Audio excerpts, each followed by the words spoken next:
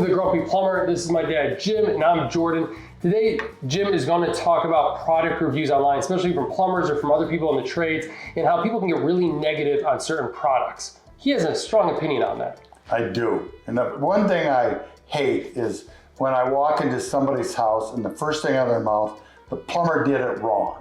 You know, I keep my mouth shut and say, even if that toilet's in upside down, I say nothing. I just fix it. Because I'll tell you what, if you start slamming somebody, they'll get you in a trap, and then the next thing you know, you're in a lawsuit. But you know, a lot of these people, a lot of these guys, I figure if you condemn a product, you're not any good.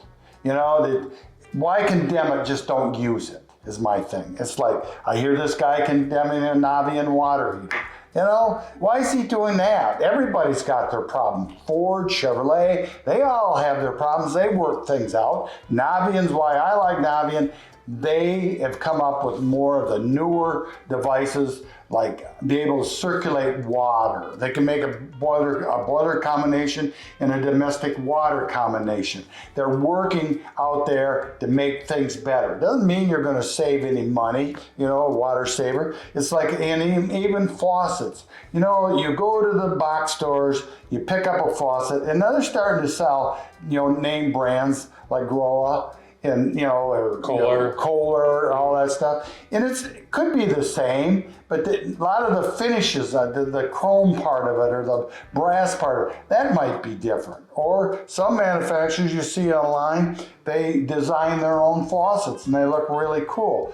But, you know, who do they buy their parts from? Because you know they don't make them. But if they buy them from Grohe or Hans Grohe or Brass Tech, somebody like that, that's a good idea. But you don't know it until the day you gotta fix it. So your part is people give negative reviews on these like faucets, but it depends what faucet it is. Or like what faucet is. You know, a lot of times, a lot of plumbers don't know how to take them apart. And I'll tell you what, it's a challenge to figure out how to take a lot of these faucets apart. And you got to sit there and figure it out, you know. They put the trim together, the manufacturer designs it, you know, the designer of a faucet you want to shoot.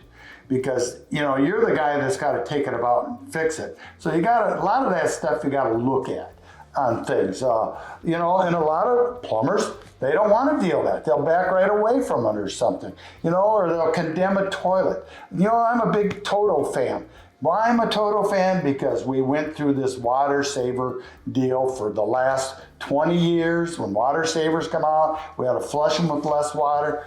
Toto figured out a way to flush it. Where everybody else thought they made the tank smaller, Toto made the tank bigger. They made it taller and narrow. That flushed the toilet pretty well. And there's other good toilets out there too. There's a lot of good toilets. Yeah. A lot of them are starting to come around. A lot of them copied Toto, you know, or kind of the idea of Toto with the 3-inch flush valve and getting the water through it. And here we'll get on another side, PEX tubing versus copper tubing.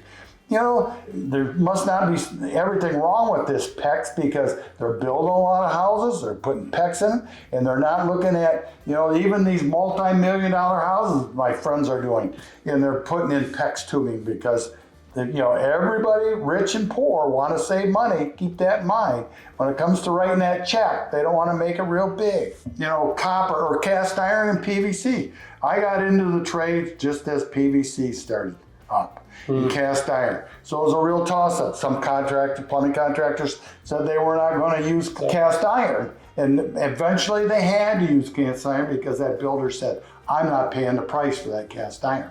And over the years we found out PVC Schedule 40, it doesn't wear out like cast iron does. You get about 30 years on cast iron and it starts to, you know, How long does PVC last? Oh, we don't know. I mean, I remember as an apprentice plumbing houses, and 30 years later, I go back and remodel that house, and there's that PVC. So this is a good example of technology changes. Sometimes new technology isn't good, but then sometimes it's changing the whole industry. Right. So you just have to pros and cons on it. It's like PEX tubing. It's been around a long time. Oh yeah, the rats will eat it. You know, I've yet to see a rat eat them. You know, they do, they're going to get sick maybe, but whatever. And it's another thing is ProPress. That's another deal with copper fittings, but it's expensive. What's if you're a ProPress?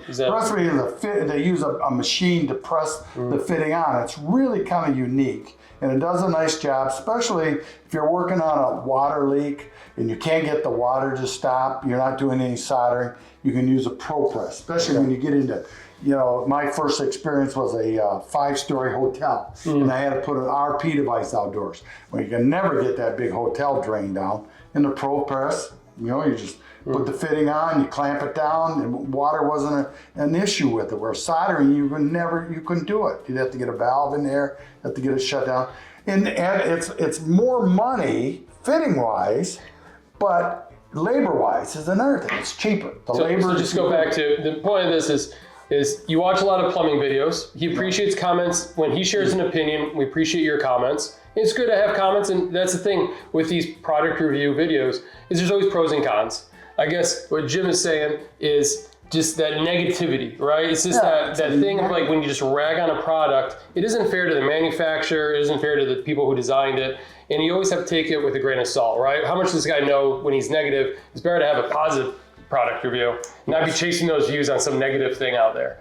Right. So sure, when he does a review, leave a comment. Comments are welcome, but also too, it's good to just look at different opinions, check out different options. You know, don't always buy something by the price. You know, my wife had some friends she worked with, and once a year I went and put a new lab faucet in for about 3 years. They'd buy one, a year later I'd change it, buy one, change it. And I'm thinking, where are you saving money? You could have bought something good, you know, like a Moen or a Delta, where they were buying some kind of off brands, and I was constantly changing. It was a miserable job. But, you know, look at the quality. You buy it once, maybe, you know, hopefully, if you've done things right, where people will say, oh, Grohe kitchen faucets, I hate it, you know, and there's nothing wrong with the Grohe kitchen faucet. I have had great luck with Grohe kitchen faucets. And anytime I've had a problem, I called up Grohe.